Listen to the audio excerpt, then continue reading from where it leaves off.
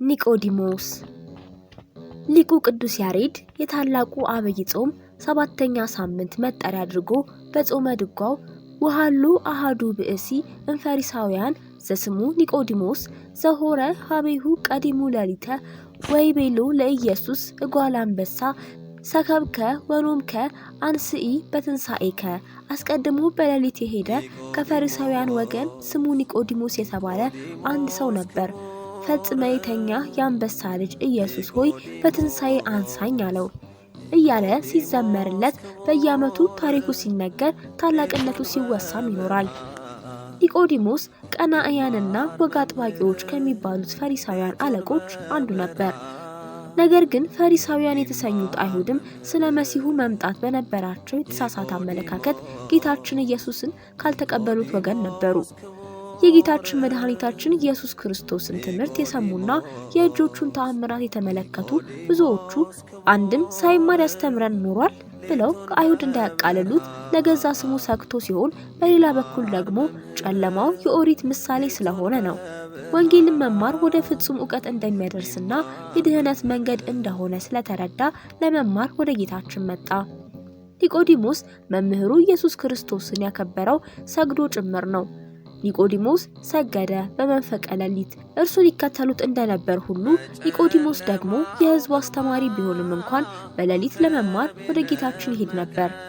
ቅዱስ አውግስጢዮስ ይህንን ሲያስረዳ ለዘቀደሳ ለሰንበት ኒቆዲሞስ ሰንበትን ላከበራት ጌታ በመንፈቀ ሌሊት ሰገደ እንዲል በመምህርነቱ ሳይመጻደቅ ከጌታችን ዘንድ ለመማር መምጣቱ ታላቅነቱን ሲያስረዳ፣ ለዘመኑ መምህራን ደግሞ ትምህርት የሚሆን ነው። ሐዋርያው ያዕቆብ ከናንተ ብዙዎቹ አስተማሪ አይሆኑ ያለው መዘንጋቱ መምህራነ ኮኑ በበደውሉ ፊደላተ ዘይልቅ ሁሉ ፊደላትን የቆጠሩ ሁሉ በየቦታው መምህራን ሆኑ የሚለው ቅኔም በተግባር እየታየ ነው። ፊደል የቆጠረው ሁሉ ቀሚስ አሰፍቶ ሰናፊሉን አንሰርትቶ ልስበክ ባይ ሆኗል። እንኳን ከመምህርነት አስቀድሞ ድህረ መምህርነትም ከሊቃውንተ ቤተክርስቲያን እግር ስር ቁጭ ብሎ መማር እንደሚገባ የኒቆዲሞስ ታሪክ ያስረዳናል። ኒቆዲሞስም ወደ ጌታችን ቀርቦ እንዲህ አለው፣ መምህር ሆይ ልታስተምር ከእግዚአብሔር ዘንድ እንደመጣ እናውቃለን። እግዚአብሔር ከእርሱ ጋር ከሆነ በቀር አንተ የምታደርገውን ይህንን ተአምር ሊያደርግ የሚችል የለምና። ጌታችን ኢየሱስን መልሶ እውነት እውነት እልሃለሁ ዳግመኛ ያልተወለደ ሰው የእግዚአብሔርን መንግሥት ለማየት አይችልም አለው። ነገር ግን ኒቆዲሞስ ሚስጥሩ ስላልተገለጠለት ሰው ከሸመገለ በኋላ ዳግመኛ መወለድ እንደምን ይችላል? ዳግመኛ ይወለድ ዘንድ ወደ ማኅፀን ተመልሶ መግባት ይችላልን? በማለት ጌታን መልሶ ጠየቀው። ጌታችንም እንዲህ ብሎ መለሰለት፣ እውነት እውነት እልሃለሁ ዳግመኛ ከውሃና ከመንፈስ ቅዱስ ያልተወለደ ወደ እግዚአብሔር መንግሥት ሊገባ አይችልም። ከሥጋ የተወለደ ሥጋ ነው፣ ከመንፈስ የተወለደ መንፈስ ነውና። ሆኖም ኒቆዲሞስ ሚስጥሩ አሁንም ስላልተገለጠለት ይህ እንዴት ሊሆን ይችላል? በማለት ጌታን ጠየቀው። ጌታችንም አንተ የእስራኤል መምህራቸው ነህ፣ ነገር ግን እንዴት ይህን አታውቅም? በምድር ያለውን ስነግራችሁ ካላመናችሁኝ በሰማይ ያለውን ብነግራችሁ እንደምን ታምናላችሁ? ከሰማይ ከወረደው የሰው ልጅ በቀር ወደ ሰማይ የወጣ የለም፣ እርሱም በሰማይ የሚኖረው ነው። ሙሴ በምድረ በዳ እባቡን እንደሰቀለ የሰው ልጅ እንዲሁ ይሰቀል ዘንድ አለው። ያመነበት ሁሉ ለዘላለም ሕያው ሆኖ እንዲኖር እንጂ እንዲጠፋ አይደለም ብሎም አስረዳው። ጌታችን ኢየሱስ ክርስቶስ ሚስጥረ ጥምቀትን ያስተማረው ኒቆዲሞስም ትምህርቱን ተረድቶ እስከ መጨረሻው ጸንቶ ለመኖር ችሏል። ሰውም ሁሉ እኛም በክርስቶስ ክርስቲያን ይባል ዘንድ በዕለተ ዓርብ ከጌታችን ኢየሱስ ክርስቶስ በቀኝ ጎን ከፈሰሰው ማየ ሕይወት መጠመቅ እንዲሁም ከቀደመ ኃጢአቱ መንጻትና የሥላሴ ልጅነትን ማግኘት ይገባዋል። ኒቆዲሞስም ይህን ሚስጥር ጌታችን አስተምሮታልና የእርሱ ደቀ መዝሙር ከመሆኑ ባሻገር በምልዕልተ መስቀል ተሰቅሎ በገዛ ስልጣኑ ነፍሱን ከስጋው በለየ ጊዜ ክቡር ስጋውን ወስዶ በክብር ለመገነዝ የበቃ ሰው ሆኗል።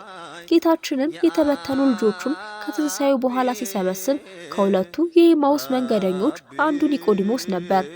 በዚህም ጌታችን ከትንሣኤው በኋላ ከተገለጠላቸው የመጀመሪያዎቹ ሰዎች መካከል አንዱ መሆን የቻለ ታላቅ ሰው ነበር። ለኒቆዲሞስ ሚስጥሩን ገልጾ ያዳነውና ያከበረው ጌታችን ለእኛም ሚስጥሩን ይገልጽልን ዘንድ ቅዱስ ፍቃድ ይሁንልን። አሜን። ወስብሐት ለእግዚአብሔር። እውቀት ነገረች ሕጉን ለሚያስበው ምክራለኝ እያለች ከጨለማ ኃጢአት ነቅታ ብርሃን ካየች እንደ ኒቆዲሞስ ነፍስህም ተምራ ተመለሰች። ረቢ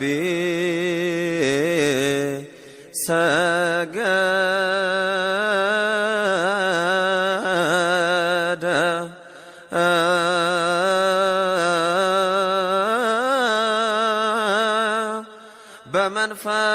በመንፈቀ ሌሊት ለረቢ አኮኑ